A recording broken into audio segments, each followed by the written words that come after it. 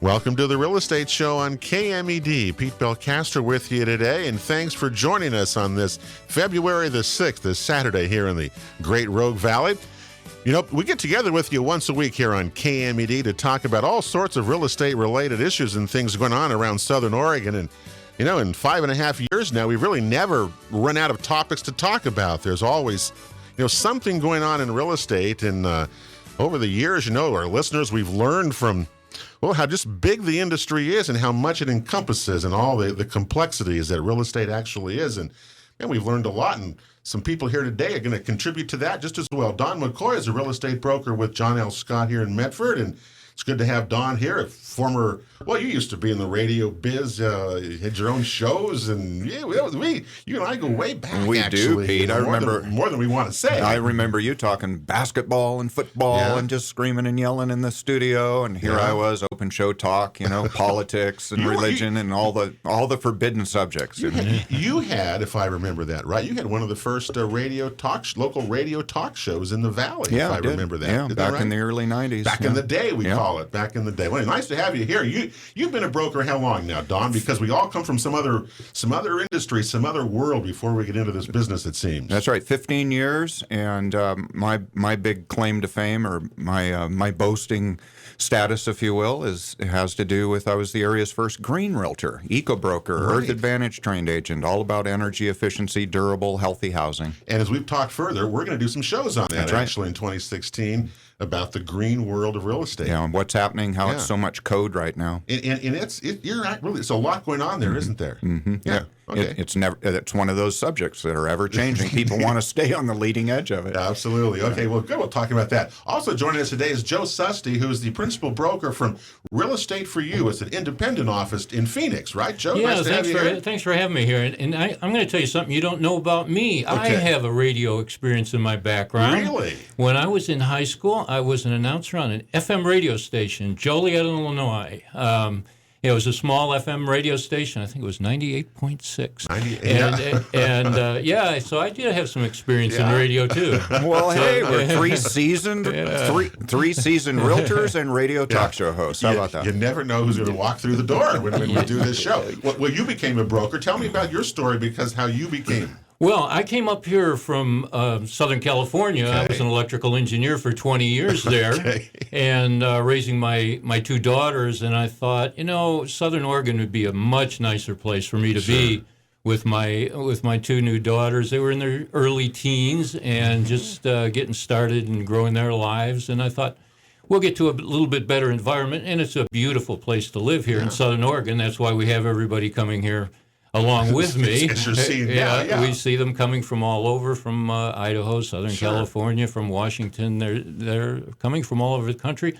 I have a client from Germany that comes here and buys property as an investor. So people know about the Valley, and it's a wonderful place for us. They've changed the real estate forums have changed this year to deal with foreign investors or foreign buyers, I guess is what we're that trying would to keep probably up. be. Yeah, we're trying to keep up with that, and that's happening. The real estate business is changing constantly, and that's why you need a broker to help you get through this process. Now, Joe, you landed up, you were with our good friend, the late Bob Gervais, who was a Remax Ideal Brokers. You worked out there, didn't you? I did get started with Bob Gervais, and then worked with Sheila Gunderson for several years, and then finally opened up my own independent office with my daughter. Mm-hmm. And so it's just me and Paige Susty, and we do a nice little business down there in Phoenix. All by yourself, without the. It's a very different life, isn't it, Don, from compared to what we would do at say a company like John L. Scott, where we're all at. Oh my gosh, I watched Joe. Joe was, just so you know, was my first principal broker. My very first one. So if anybody thinks that I have even the slightest amount of intelligence, it's all due to Joe. Just got to say, it's got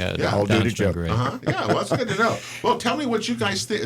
I mean, here we are, 1st of February, where it's still winter. I mean, it's still, cold outside. There's still a lot of snow up in the hills and things like that. Tell me what you're seeing right now before we go into the stats in the real estate market that you're seeing. Well, it seems like spring in the real estate business. People are walking in my door every day looking for homes to buy. There's investors. There's people looking for a home. There's a lot of people looking for a rental property that walk in the door. And I don't do rental properties, but I try to direct them to the property management people who do. but there is a dearth of that kind of property. As far as buyers go, they have to be on it. They have to be prepared. They have to be pre-qualified. They have to have their lenders lined up, and they have to be ready to move when they find that right property because they're just the inventory is low, as you know. Now, I was going to say almost that it seems to me that it's been a little bit slow in these, at least the offices. I've been on floor duty a few times and things like that, although it's hit and miss. But it seems like there's not a lot of activity going on, people walking in, things like that. But Joe says it's a little bit different. What do you say, Don? Well, let's just take our office. Okay. Pete. The one in Medford. Yeah, let's take a look at what happened last month. A year ago, last month, we had 172 sales. This year, 180. So it's up. Okay, it's up. This is our office. Last year, it was a 4.6% increase. We closed 123 transactions compared to 99 at the same time last year, up 24.2%. But here's the problem. All right, but I know what it is. Go ahead. We've exhausted the outperformed. inventory. Yeah, we've outperformed what's actually on the market compared to last year. Yeah. I mean, it's just absolutely amazing. So that shows you the buyers are there. And so people listening that have property that even have an inkling or a hint that they might sell, now's the time to get into the marketplace. Now listeners of our show over the weeks, we've been saying that it's a gap that's growing. Now we had sales in just the last 3-month period. Okay, this is supposed to be November, December, January. Now those are the three you'd think would be the 3 slowest months of the year, right? Kind of slow months there. Okay, let's see. Sales totaled 533 in Jackson County, so those are up. But the inventory is down 16% from a year ago. So the gap of the demand of sales is outstripping the supply of inventory. Thus, we have the sellers. We call it the seller's market, right? That's right. And I think part of the issue is that the builders quit building for a long time, 5 years, and because they quit building, the inventory that was out there has gotten eaten up. And we do see some builders starting to build again. There aren't a lot of them yet. I think in the spring we're going to see some more properties come on the market. There are new homes out there priced in the $180 per square foot range. They're really good bargains right now. And if you look at what happens with new homes, the pricing on the new homes goes up. It was a 15% increase in the last year over the last year versus 9.5% for existing single-family homes. So those are good bargains. Those are excellent bargains right now. Well, as we look at those stats again in new construction, and Joe, you're right. We started our show in 2009, and the home builder, Brad Bennington, who's the CEO, the home builders would come on, and we didn't have anything to talk about because there was nothing going on. They saw their membership shrink. They saw people leave. No building for 5 years. Now we're coming back, but we're still in a hole. In all across the board, isn't it? It's not just one particular area. Yeah, so if there's any builders out there, let's get going. We need to get some more houses on the market. There's land available, and the price for bare land has come down from, it was $250,000 an acre at one point, and now you can find something reasonable where the builder can make some money and actually build some homes for people who need them. Well, that's the thing. It's got a pencil. Right. Because the poor builder, developer, number one, with the land, he's looking at what? He's looking at how long it takes to finally get those lots into a position to where he can actually sell them. It takes how long? A year to 18 months? At least a year. Yeah, a minimum of a year. So by the time he buys and then spends all of that money into getting those lots developed and all the preliminary plat designs and all the money he has to put down, what happens? Yeah. The market is shifting on him, and he's hopeful that his lots will become very, very expensive by then, right? But then guess what? They can't afford the home. You can't afford the house. Well, it seems like there's if you break down the available inventory, in the lower price ranges, there isn't any inventory. It's like not even a month's supply. That's where all the action is. And that's where all the action is. Yeah, because the first-time home buyers are out there. The interest rates are incredibly low. People can qualify for these homes. They just need to find one. Yeah. What's interesting to me is if you look at like pending sales, in where they are in new construction. Okay, new construction, Don, Joe. 61 new homes. Okay, that seems like a lot. Opened up in that 3-month period, sold in that 3-month period.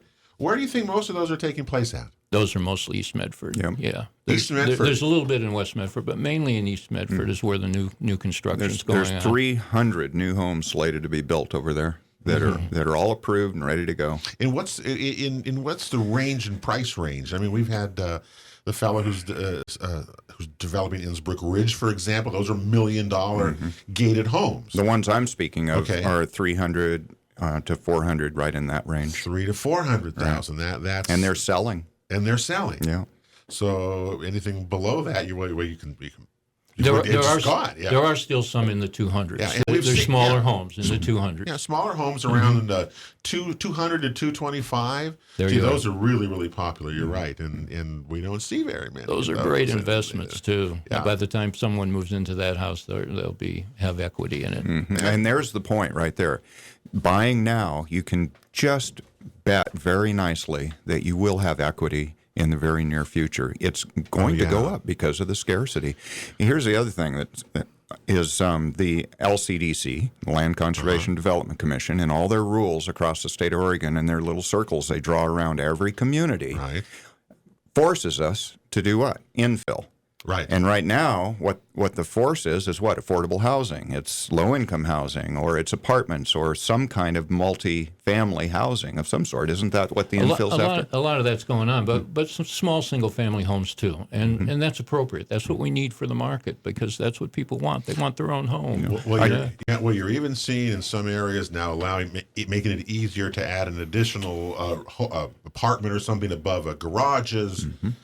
For these types of things, which we need to have. We are in such short supply. As Joe, you alluded to it about the rental market, and Don, that is less than a 2% vacancy rate. There's simply nothing out there, and I don't know how you solve it. I guess we talk about this, almost every week about this, and yet. Well, the city of Medford allows for additional dwelling units on lots, and so that is helpful. But we got to get them built. Well, they're built. You got to get them out there. Pending sales. What does this mean here? You look at pending sales in the valley right now. In January of 2016, there's 217 sales pending. Why would West Medford be up 166% in pending sales? White City up 250% in pending sales. Yet places like Ashland are down. Talent are down big time, like 20-40%. What does that mean? Yeah, that's the price competition there, because those lower income properties in some of those older neighborhoods where the property maybe is 50 or 60 years old, it's well priced. People can get in there as a first time buyer. They can have an affordable home, maybe even be paying less on their mortgage, principal, interest, tax, and insurance than they would be for rent. Yeah. So there's a lot of that going on in the White City area and the West Medford area. Some nice neighborhoods, some nice older neighborhoods where people can have a home. It's nice. Yeah. By the way, Jim Remley, who's the managing principal broker at John L. Scott's, is hosting a rental seminar on the 25th of February, and we'll have more of that as it gets closer.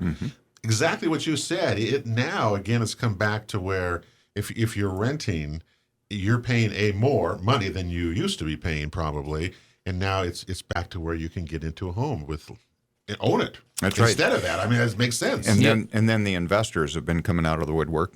The time to buy would have been about 2 years ago, right in there. As investors. It's time to buy is right now. No, really. Now I'm getting more and more calls. I want a flipper. I want a fixer. I'm going to flip it and fix it and flip it, and I'm just going, okay. Well, we've had some people in here, sitting where you guys are and asked them, if you had money, what would you build right now? What would be something that you would invest in?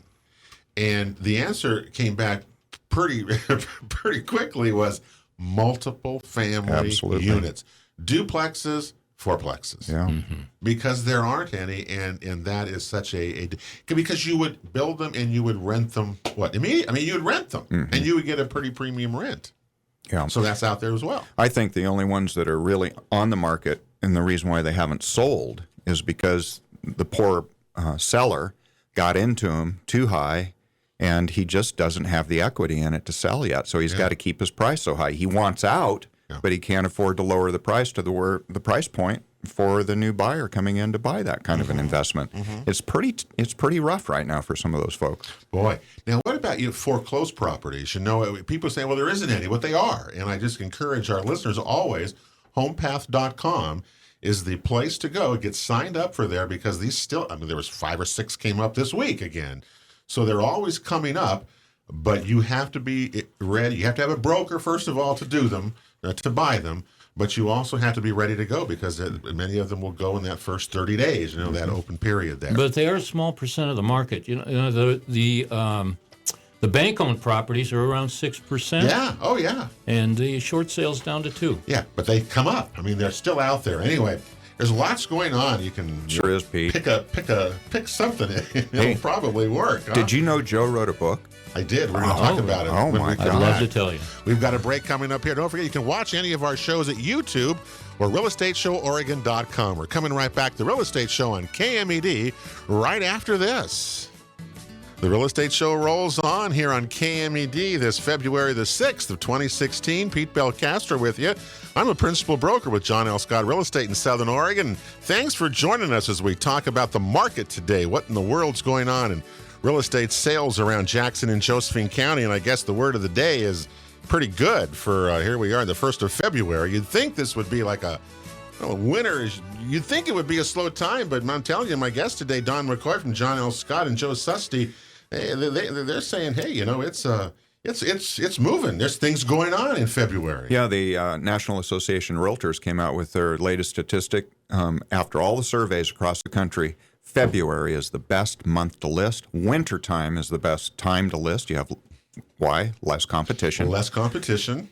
Real buyers. And people who are looking are real buyers, right? They're not just kicking the tire in the middle of winter. That's really true. Very, very true. So all three of us are encouraging everybody listening that if you have any land, thought about listing, great time to get in the market now. Well, no, I have a number of clients, and I've talked to them about this. And clients are, they have their own opinions on a lot of this. People have their opinions about, I'm going to wait till spring, right? I mean, you hear this all the time. Wait till spring. I've got a number of clients who say, I don't want to do it yet, even though I've told them this. It was exactly what you just said. Yeah. I'm going to wait till the weather turns and my yard is beautiful and the kinds of things like that. I have a feeling that come spring, maybe April, which April is the biggest business real estate month of the year, it's going to be these numbers that we're talking about of down 20% from a year ago, I think are going to be up. Do you agree with that? The inventory will then come out. Yeah, so there'll be more competition for a seller in the spring. Right, so right now is a good time because there are so many buyers out there that just can't find the right home. And if you've got it and you're sitting on it, it's time to put it out there. Now, even though, Joe, there's 800 homes out there, a lot of them have been on the market a long time. They're just places that are not real attractive, correct? Well, there's a whole range of properties out there. They're $1 million properties. Not a lot of people can buy those. Right. And at the lower end of the market, the competition's really, really high for buyers to find a nice home, something that they don't have to invest $20,000 or $30,000 in before they move into. Yeah. So those come on the market and they go quickly. They go right away. And that's really the thing. If you have something in the, I believe, Don, it was the last time we checked out it. If you had a property up to $150,000, you had less than a month's supply of inventory. Mm-hmm. If you were between $150,000 and $250,000, you had a 1 month supply of inventory. Mm-hmm. And $250,000 to $350,000, it was a little bit higher. And above that, it goes up. Yeah. But in those ranges, and then you break those down, there's no wonder that it just disappears. It's not there. Yeah, and you get a good price for it right now. People will bid them up. I mean, we have multiple bidders on properties. Yeah. A rural property. I had an experience with a rural property. My daughter had a buyer that bid on. The property was priced at $288,000. It was a 5-acre piece with an old house on it. Okay. And someone came along. There were over 10 bidders on the property. You're kidding. It was priced at $288,000. It sold for $388,000. Gee, well, you're kidding me. Because it was in a beautiful spot in a lovely valley in Southern Oregon. Mm-hmm. That happened. It went $100,000 over the asking price. Was it all cash? Wow. I don't know the terms How did because the- I how didn't did- have the wow. I didn't have the buyer and I wasn't the How listing. did that appraisal turn out? I was going to say, did that appraise at that? So it had to probably be a cash buyer. I have not heard that. Wow, that's amazing to me. Well, you're right there because right now in January, last month, sellers got almost 96% of their asking price. That's right. It is a seller's market because that's not that high when things change around there. There's no question. There's one other thing, and that is there's folks sitting out there with property that can be built on. They might have a lot large enough to build 3 or 4 or 5 homes, and they're just sitting on it and sitting on it. Some of them might not realize that they could sell that property and turn it into a 1031 exchange. Take that money and put it back into some real estate somewhere else, anywhere in the state of Oregon, right? Anywhere in the country. Anywhere in the country, okay. And protect that money from capital gains taxes. and go ahead and get it moved now. And what would they be doing? They would be helping their community take the stress off of people not being able to find a place to live. I've been talking with clients also about 1031 exchanges, about the possibility of doing that. In fact, you can take a 1031 exchange, a partial exchange. In other words, say you earned $300,000 or something, you could use it partially for the new place, and then you pay tax on part of it as well. So there's options there. And There's you're right. flexibility. There's a lot of options. And so people need to look at that as opposed to, gosh, when I sell it, then I won't have anything. I'll just have to pay taxes on the money, and then it fritters away. But now you're going to get great value out of that land. Yeah, and especially with bare land, you can take bare land which isn't producing income, and you can convert that into a piece of property where you have a home to rent or a duplex to rent, and convert it into income-producing property. Yeah. Well, look at it this way: if you're an investor, are you going to put your money in the stock market, or are you going to put it into a bank money market? If you're asking me and Don, it would be real estate. Or are you going to put it into real estate? Because it seems to me that I've got a tangible asset that's going to produce income for me, because I don't think we're going to have a oversupply of housing anytime soon. And last year we averaged 8.2% in Jackson County equity growth across the board, just average. It was a little bit less than that, but less than that. 7%. The assessor was here on that. And by the way, the new one should be coming out again because January 1st of this year was the new real market values that would take effect. Yeah. I wonder what it's going to go up. We were above the national average, though, as far as equity growth, and then the 2 years prior averaged double digits. And thank goodness it didn't do that the last time. Yeah. So, double digit is bad news for the housing market. I believe we grow that So fast. the point is did your stock market perform that well? Yeah. No. There you go. No, it didn't. Well, the other thing about real estate is something you can understand. It's real estate. So it's something you can see, you can look at, you can watch you can see your investment and be there with it, and you're in control of it instead of somebody in New York having a control over your investment. Well, just as we've talked about that, it's a seller's market, and again, the stats bear it out. If you've got available homes per buyer in certain areas, overall in Jackson County, it's dropped 30% in a year. So that, again, the inventory is not there. And the month supply of inventory, which is a really good indicator of what's out there, that's dropped almost 40% from a year ago. Those are really high, stunning figures to me that, shows how off kilter we are, how unbalanced it is. Because a balanced market, right, is about a 6-month supply of inventory. Because that way, neither the seller or the buyer has a great advantage. We are down to, half that, less than half that. So there is an advantage there to the buyers, as we're seeing, because they're paying most of the price that are being asked, et cetera, et cetera. All right? When is that going to change? Is it going to change? It won't change until there's more inventory out there, right? Yeah, that's the only way it's going to change, right? That's right. Because the demand, and you both know this, correct?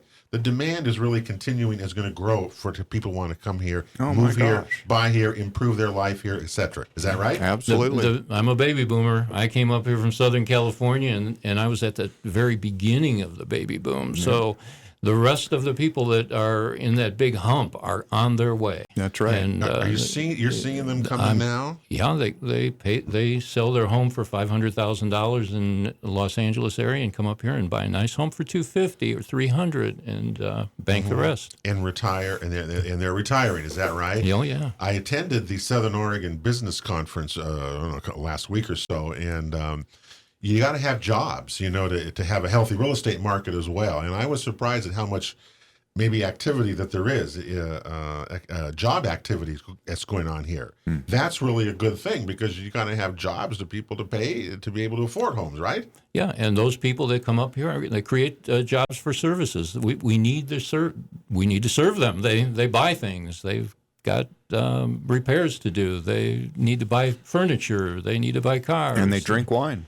And they do drink wine. And it's a good thing. And did you see? Because we got an awful lot of wineries to get out there and sample. At the Ashland Rotary Club meeting this week, I believe Sandra Slattery, who's the chamber director, spoke, and I believe she said that the Rogue Valley, the Ashland area, was going to be named in the top 10 world destinations for wine or something like that. It has been. Which means more people are going to come here, and the demand on rentals and housing and jobs and everything is going to do nothing but increase. Boy, we have a lot of challenges ahead of us, don't we, to deal with this in a smart way. We got one more segment to go in the real estate show today here on KMED. We're talking with Joe Susty and Don McCoy about all sorts of real estate related topics and issues in the market, and we're coming right back after this. Real Estate Show continues here on KMED for February the 6th of 2016. Pete Belcastro with you. Next week here on the Real Estate Show, we hope you join us. We'll talk about well waters and testing of well water, a very important topic around. 2 weeks from today, we'll be out at the Jackson County, the Southern Oregon Builders Association Home Show out at the Jackson County Expo Park. 2 weeks from today, their big event goes the 19th, 20th, and 21st. Today, we're talking with Don McCoy of John L. Scott Real Estate and Joe Susty from Real Estate for You here on the Real Estate Show. All right. Well, we're going to give Joe a chance because in our office in Ashland at John L. Scott, I'm trying to think of Jeffrey Nagel wrote a book. It was a real estate related book, and I can't remember the name off the top of my head. But Joe is also, you've written a book as well, correct? Mine's not a real estate related book. No, but it drew on an experience I had when my teenage daughter was giving me problems, and I wrote a book that's a fiction. But it's based on that experience, and I wrote it from the point of view of a father who has experienced what's going on with a wayward teenager, and also from the point of view of the teenager and what they're thinking about what's going on with the parents. So the book is intended for both parties, so teenagers can enjoy it, and I've had a couple of teenagers read the book, and they really did enjoy it. And I've had parents read the book. One parent told me, boy, that was tough to get through that book because I went through the exact same thing with my child. Yeah. So the book is called Sharp Obsidian. It's available on Amazon, and it's available also on my website at josephsusty.com. And if you order it on the website, you'll get a signed copy. Right. That's so cool. You see, Pete, this is the kind of thing realtors do in between escrows. Right. Just to stay alive. Yeah, Sharp Obsidian. Sharp Obsidian is a novel by Joe Susty, available on Amazon. Good luck with that. All right, thank you. How long did that take to do? Did that take a long time? That was a 3-year process to write that book. Yes, 3-year process. Whoa, but he hasn't learned his lesson. You can probably do another one. The next one will be easier. Well, here in the last segment, before I let you guys go, I just got to get you because, we can't get out of here talking about rural properties because, the demand on rural properties has increased since the recreational marijuana has become, popular in our state. We see in the statistics 131 of those properties were sold, rural properties, in the last 3 months. That's right. That's a lot. The average price is up 7% to $325,000. What do you guys see in the marijuana world right now in terms of this? The first thing, Pete, I see is a lot of people made mistakes already by buying too soon, too quick before we figure out what our rules and regulations are really going to be. Okay. They got stuck with too small of parcels because the setbacks for allowing open grow are significant still, and I don't think they're going to back off on those. So you don't think they're going to back off that 250-foot unless you go indoors with it, and if you go indoors, then you don't have to worry about the setbacks. But the exclusive farm use land, it's 250-foot setback. So you got to buy enough land in order to afford to set back. But that's if you want to have a large grow, correct? Large commercial, crop, commercial grow, commercial grow on the thing. Wow, Joe Sesti, what do you? We've all had an experience of somewhere. Yeah, I of experienced this. people walking in that want to buy property to do a grow on it, and what they want to do is they want to find a piece of property that's far enough out, that's isolated, that they can take total control over and not have to worry about a neighbor complaining about the odor from it or the traffic or this or that. So there are quite a few people. They seems like I get one every couple of weeks coming in the door wanting to look for that kind of property. And they're tough to find. Well, we've had people move here, we know, from agents who moved here from different parts of the country because they could grow their own. Buying properties, these kinds of things. The issue seems to be this year. Okay, last year, we were talking about we were in a drought. We had no water. Wells were dry. This year is going to be like the total opposite, Don McCoy. And people are not allowed to just take water. And that's another issue that, realtors need to be really careful when they sell properties regarding this, right? Well, one thing people need to keep in mind, I mean, this big hue and cry about water across the land, the fact is that marijuana is a weed. And it grows pretty darn well without a whole bunch of water like other crops. So, kind of adjust to that a little bit and think about that and look into it before you just assume it's going to suck up more water than anything else. You're going to grow some kind of a crop on that land. This crop will take less water. But you cannot take illegal water to do that. Well, why not? Well, the state will allow you to water so much out of a well. You get like a half an acre out of a well. That's a lot of marijuana plants. And we're going to be seeing well monitoring, I think, in our state soon. I think that's going to start happening. And there's lots of issues out there with water that are still unresolved. Also, the other problem I think that we're seeing in terms of the rental market, in terms of being able to grow your own, hasn't been settled yet. There's a lot of issues that are still not. Nobody knows what to do, right? I mean, that's kind of the problem. That's right. A landlord has to worry about that happening in the backyard. Yeah, city councils, commissioners, state officials that are, having to sit on the boards and figure all this out. They're getting pushback from the growers, especially the medicinal side, from all these stringent concerns they're trying to put into this marketplace on growing. They're getting a lot of pushback, and they're starting to get more educated that it doesn't have to be this bad. Yes, and I'm sorry that Joe Brett's not here today because he sat through, he ran the camera at all of the county hearings on marijuana that they had, recreational marijuana that Jackson County had. And again, we were surprised after, Dawn, of so many years of watching so many hearings over the years. We were just really shocked at how many people came to these hearings on this issue. We've never seen anything like that. Maybe you got to go back to the 70s and the old LCDC land use hearings back in Jackson County. Maybe to equal as many people who've come to these things who have a passion and something to say.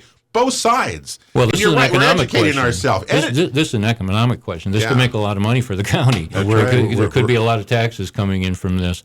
I understand they might be doing away with the medical part of the marijuana and then just make it all recreational marijuana. I don't know. The laws are changing so fast, it's hard to stay on top. It really is, but the issue's all out there, and we all kind of deal with. Well, I know some people are tired of it, but it's an issue that we're creating a new industry.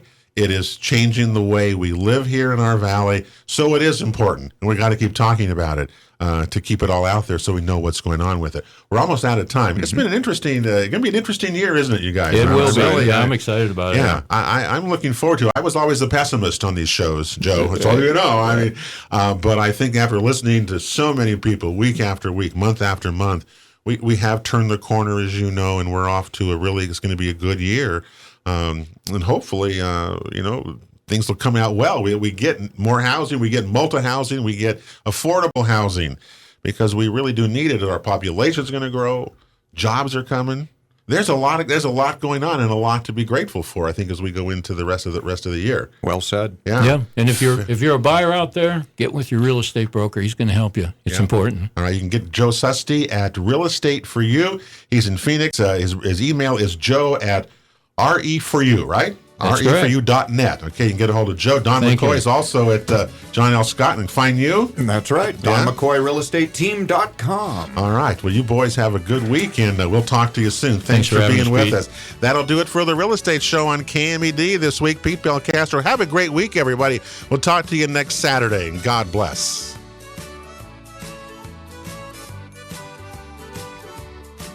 You've been listening to The Real Estate Show on KMED AM and FM radio, presented by John L. Scott Real Estate of Southern Oregon, along with All Cities Property Management, the Home Builders Association of Jackson County, Ditech Mortgage, the Jackson Soil and Water Conservation District, and the Rogue Valley Association of Realtors. For guest information or to watch a past show, visit us online at realestateshoworegon.com. Join us again next weekend for Southern Oregon's one and only Real Estate Show on KMED.